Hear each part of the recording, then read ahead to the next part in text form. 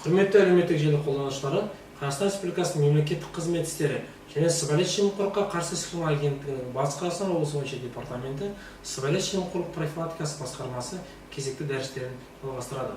Біз алдыңғы дәрістерімізде мектептердегі өткізілетін күнтізбелік іс-шаралар жоспарының жөнінде айтқан болатынбыз. Яғни біз бүгінгі кезекте осы күнтізбелік іс-шараларда қандай шаралар жасалу керек, сол жөнінде тоқталатын боламыз. Ең бірінші кезекте біз қыркүйек айында еліміздің Қазақстан құқықтық мемлекеттік айлығы атты кең көлемді шаралар ұйымдастырылады. Яғни бұл шаралар 1-ші және 11-ші сыныптар аралығындағы тәрбие сағаттары бағытында өткізілетін болады. Ал одан кейінгі 1-ші 4-ші сыныптар аралығында адал және сатылмайтын еңбек бейнесі атты оқушылардың сурет байқауын өткізу.